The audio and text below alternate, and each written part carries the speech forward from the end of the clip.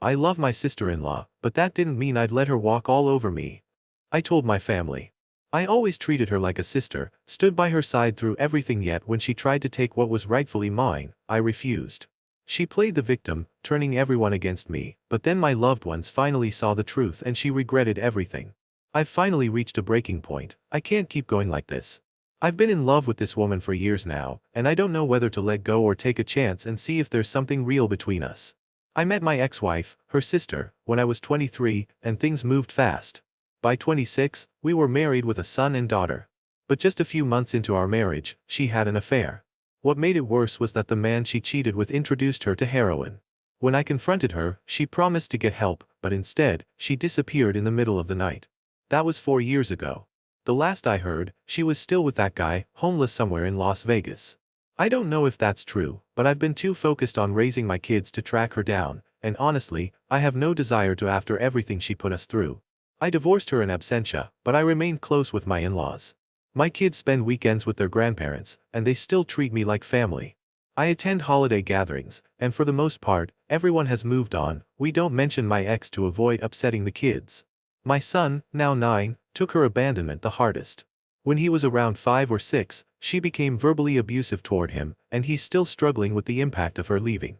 I had to get him into therapy after he told me he wished she was dead. After my ex left, her sister and her sister's boyfriend started coming around more to help with the kids. They knew I worked long hours and would babysit, calling it practice for when they had children of their own. My kids adored them, and I appreciated the support. We all needed something positive in our lives. Eventually, they got married and had a daughter, but not long after, her husband was killed in a workplace accident. The loss was devastating for everyone. Wanting to support her, I started watching her daughter whenever she needed time for herself. She's been in grief counseling for years, but she still wears her wedding ring and has told me she can't imagine ever dating again. We talk about her late husband often, and while she's in a better place now, I know she still loves him deeply. I can't even begin to understand the depth of her pain. Over the past 2 years, we've become a constant presence in each other's lives. My kids adore their aunt, and we have dinner together a couple of times a week. Her daughter and mine have grown close, often having sleepovers. By now, I've completely moved on from my ex, but the fear of dating someone who might turn out like her has kept me from putting myself out there. I don't know when it happened, but slowly I began to get soft on my SIL. She's a great mom for what she's had happen to her. She's one of the sweetest people I know, and her sense of humor always leaves me laughing and happy. Then I started realizing that I'm physically attracted to her. I've always felt kind guilty about it because her late husband was a good friend, and since she's obviously is still grieving, so I've kept it to myself. Since COVID began, we've spent more time together, mainly because social distancing limited our interactions with others. Nothing romantic has ever been discussed, and I've made an effort not to flirt. But last week, after the kids went to bed, I made us a few drinks, not enough to get drunk, just to unwind. She decided to stay the night, so I took the couch. The next morning, I woke up to the smell of breakfast, and as we all sat together, it felt like the kind of family I've always wanted. Then, something unexpected happened. She kissed my forehead. It's not something she normally does, and while I didn't say anything, it stuck with me. Later that day, after she left, I found my son quietly playing with his toys, looking upset. When I asked if he was okay, he gave me an honest, straightforward answer, the kind only a kid can. He told me he wished she was his mother.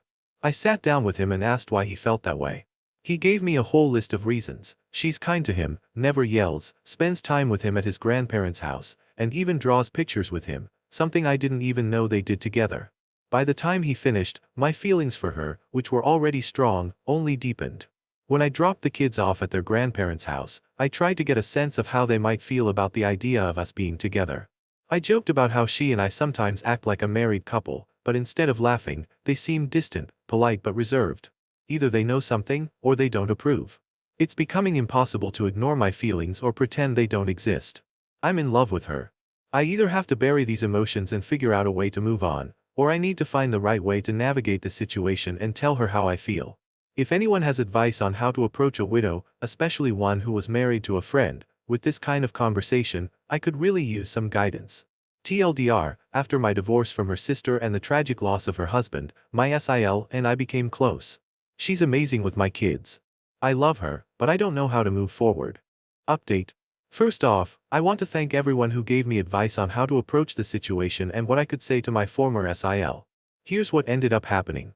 Shortly after making my first post, I realized my kids were spending Sunday night at their grandparents' house, as they usually do every other week. My SIL's daughter typically joins them since she and my daughter love playing together. I encourage these visits because I think it's important for my kids to maintain a good relationship with their maternal grandparents, and my SIL lets her daughter go for the same reason. That's when it hit me, we would both have a free night. Normally, I'd just hit the gym or play video games, but this seemed like the perfect opportunity to spend some time with her without the kids around. So, I texted her, "Hey, the kids are out this Sunday. Was thinking you might want to get dinner?" I picked a nice, upscale restaurant that reopened for outdoor dining a couple of months ago. We've never gone out to dinner alone before, and we're almost never without a kid in the next room, so this was something different. She said she'd love to, and that's when the panic set in. I actually had to act on my feelings now. I asked if she'd rather meet at the restaurant or come by my place first, and she chose the latter. When she arrived, I was cleaned up, dressed nicely but not overly formal. Then she stepped out of the car, and, my God, she looked stunning. She was in a beautiful evening dress, wearing makeup, which she usually doesn't, and for a second, I must have looked completely slack-jawed. I quickly pulled it together, we exchanged compliments, but I still didn't have the nerve to bring up my feelings. Dinner was amazing. They had a live jazz band playing, the food was great, and the whole atmosphere was just perfect. She mentioned that this was the first time she'd had an adult social outing without her daughter in years, and I realized the same was true for me. We laughed, joked, talked, and there were little moments of casual touching here and there. I wanted to say something, anything, but I was afraid of ruining the moment, so I just let myself enjoy it. But as we were leaving, something in me just snapped. I thought, screw it. When we stood up to leave, I instinctively offered her my arm, and she took it. We walked back to the car like that, no awkwardness, no need to acknowledge it, it just felt natural. I opened the car door for her, planning to drive her back to her place, and for the first time in a long time, it felt like something had shifted between us.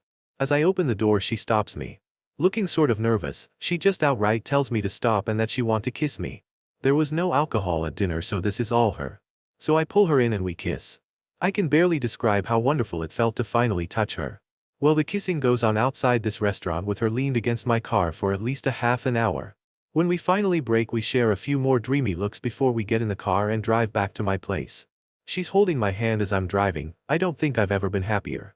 I confessed to her that I've started having feelings for her a long time ago, but what with the terrible things we went through, I didn't want to scare her away. She tells me that she's carried a torch for about 6 months herself. At that time I had gone on a couple Tinder dates, and since we were just friends I described what a mess of a time those dates were. She tells me she began feeling intensely jealous and angry that I was seeing these girls. It was about that time it clicked in her mind that she had somehow developed feelings for me. As it turns out, I didn't approach her because of her late husband, and she wasn't approaching me because she was afraid I'd see too much of her sister, my ex-wife, in her and start to resent her for it. When we got back home, I invited her in, and instead of immediately giving in to temptation, we decided to just sit on the couch, cuddle, and have an honest conversation about what it would take to make this relationship work. It was emotional, there were some really teary moments. Naturally, we talked about her late husband and where she stands in her grief. I reassured her that I wasn't trying to rush anything, that I'm here for the long haul, and if she needs more time, I'll wait as long as she needs me to. She admitted that she feels ready to love again and that she's finally past the guilt she once felt about having feelings for me, something she had struggled with for a while. Then, she brought up her sister, the elephant in the room that a few people had mentioned in the comments. She asked what we would do if my ex ever showed up again, wanting to reconnect with the kids. What if she came back remorseful, claiming to be a changed person? Would I take her back? I told her, without hesitation, absolutely not.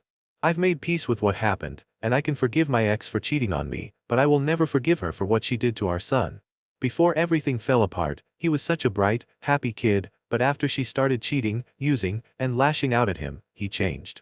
He's doing better now, but for a long time, his behavior and negativity, especially for someone so young, deeply worried me. She was concerned about how he might react to our relationship, given that he's old enough to understand everything, unlike our daughters. I told her not to bring it up to him directly, it might embarrass him, but I also shared something with her. Not long ago, he told me that he wished his aunt was his mom instead. We agreed to take things slow, to not rush into anything. But then the kissing started again. And since we were finally in private this time, yeah, we gave up the fight to stay out of the bedroom. I've had feelings for her for so long, and in all that time, I've imagined what it would be like to wake up next to her, to brush my fingers over her face in the morning. And now, I finally got to experience it. Moving forward, we're going to establish regular date nights and continue building on the strong foundation we already have. When the time comes to tell our families, we'll do it together. But that's where I'm at now. That's my update. If this subreddit allows, maybe I'll do another post to share how our parents, in-laws, and the kids take the news. 2 years of wishing she was mine, and now she is. Better not mess this up. TLDR, we're in love. Edit. Wow, I did not expect this to blow up like it did. First off, a huge thank you for all the support and the crazy amount of rewards. I'd love to reply to everyone, but unfortunately, my post got locked, which is frustrating because I really want to engage with all of you who took the time to comment. Seriously, I appreciate all the love. I'm in love with an absolute angel, and I'll definitely share updates in the future.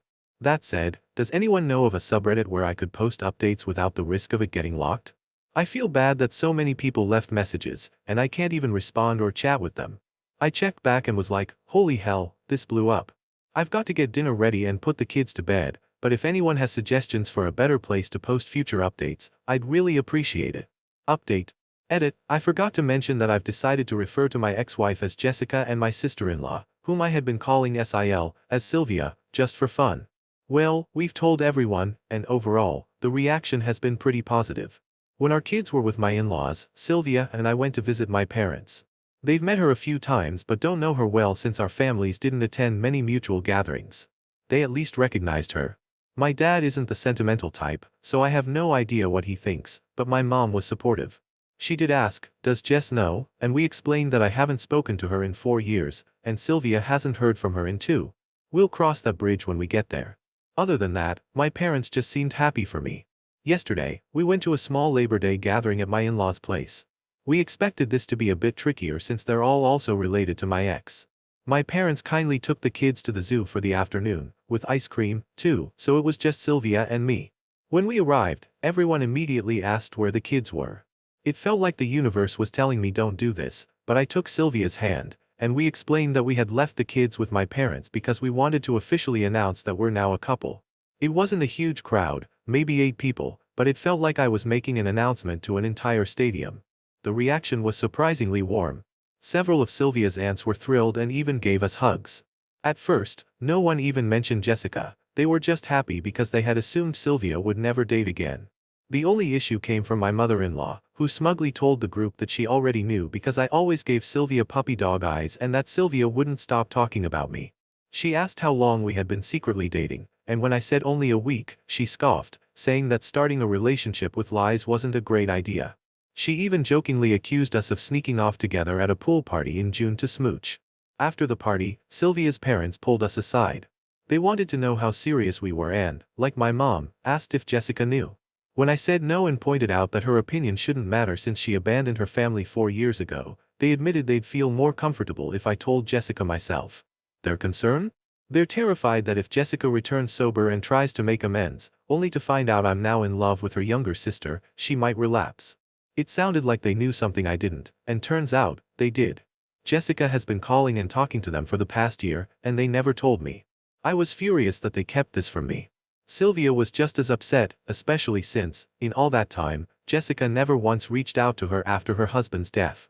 They show me her Facebook profile, the one she blocked me from, and there she is looking pretty normal, not like a burned-out husk. I have to admit that seeing her not looking like the junkie she became when she left made me feel a little better, and Sylvia too. Her parents kept their contact with her a secret because she is ashamed of what she's done and feels that she's deserved to lose her kids and couldn't face them after all that happened. Sylvia's parents gave me her phone number and asked that I please call her and speak with her. I told her that my feelings for Sylvia are real and there is no chance I reconcile with Jess. Phil seemed to nod in approval, but Mill honestly looks like she was hoping we'd fix things. After we left I talked to Sylvia about it, and though we discussed it before, a circumstance where Jess returns, we decided to revisit the conversation in light of these new revelations. I told Syl that I am in love with her, my whole heart is hers, and that my feelings of love for her are something deeper and stronger than anything I ever felt for my ex-wife.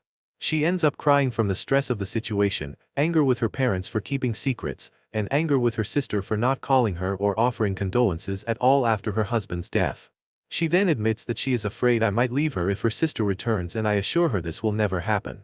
It took some long hugs and a lot of kisses to smooth over the situation, but by the time we went to pick up the kids, we were holding hands together again and feeling more connected than ever. She's been spending the night at my place pretty frequently since we've been together. So the kids don't see anything. I've been setting my alarm for 5 in the morning, getting up and moving to the couch. Well, the morning after we decided to tell the little ones what is going on. Our daughters seemed very happy, but they are too young to really grasp what's actually taking place. All they know is they can play together more. I did take my son aside, just me and him, and asked him if he was okay with this and what he thought about it. He asked if we'd all be living together. I told him maybe someday. He asked if this made his aunt his stepmom now, and I said he's free to call her what he's comfortable with and I will respect it, and she would too because we both love him. He asked me a lot of questions about his mother, things he had never asked before, and I answered as honestly as I could. I softened some details, but I told him the truth. He had already learned a bit about the dangers of drugs from school programs, so I explained that his mom had a problem and made some bad choices. Then he asked me why his mother didn't love him. That absolutely shattered me. I reassured him the best I could, telling him that his mother did love him, but she made a lot of terrible mistakes. Sometimes, adults don't do the right thing when they should. Then he asked if I still loved her. I told him that while I hope she gets better and I don't want her to be sick anymore, she hurt both of us so deeply that I could never love her the way I once did. I'm not sure if he fully understood, but I did my best to explain it in a way he could grasp. That aside, he's been noticeably happier since Sylvia has been around.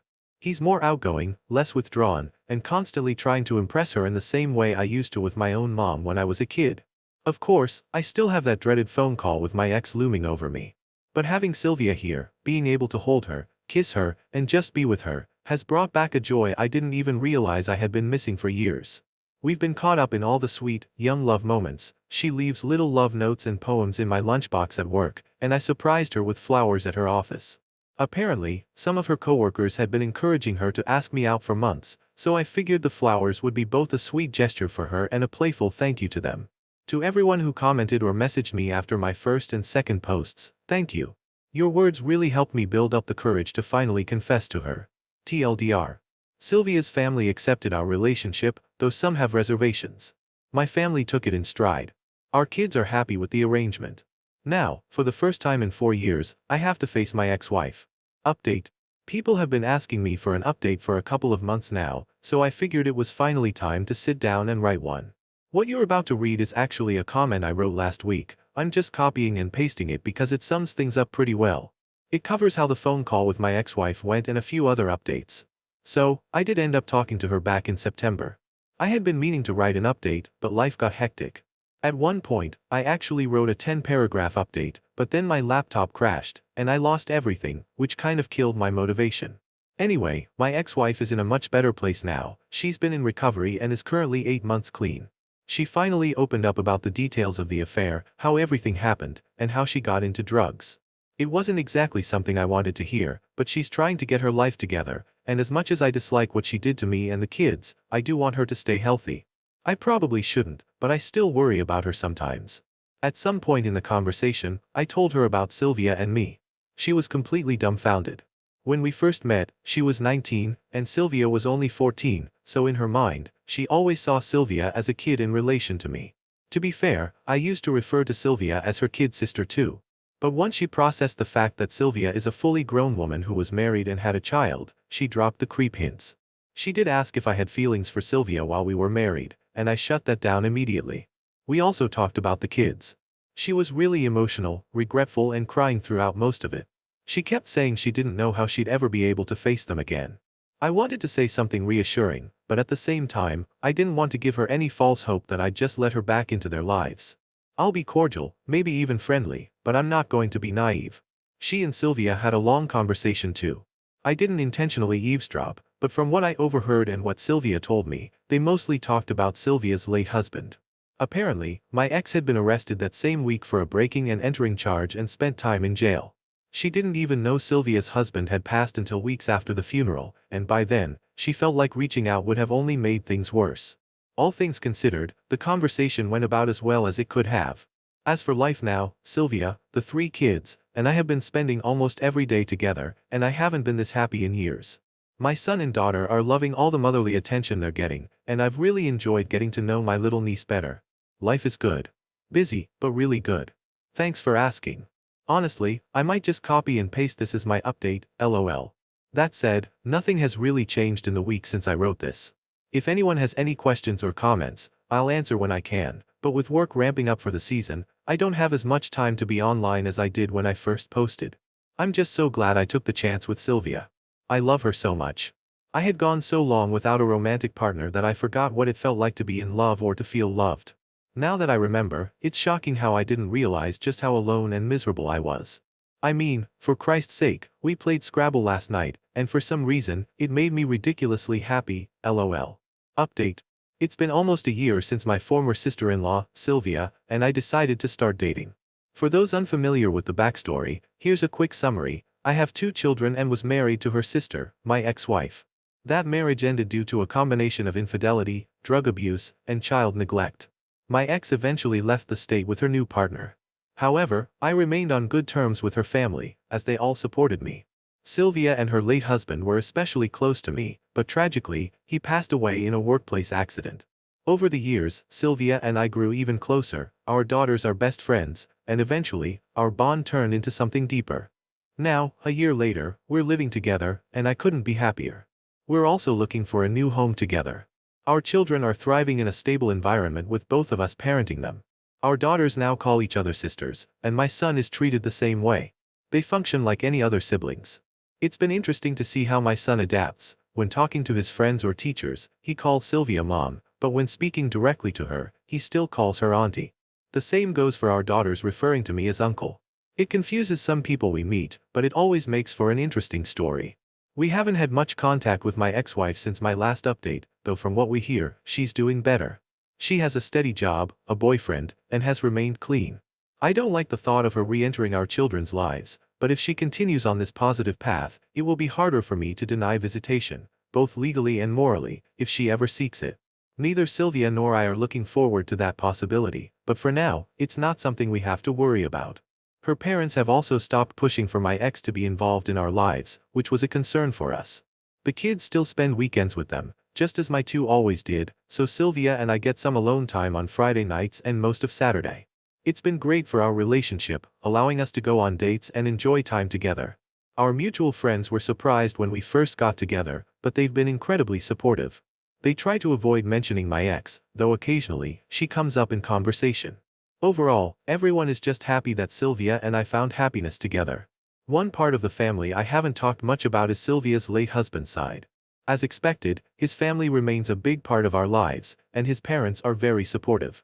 His father even told me he was relieved it was me. He had been dreading the idea of Sylvia bringing a stranger into his granddaughter's life.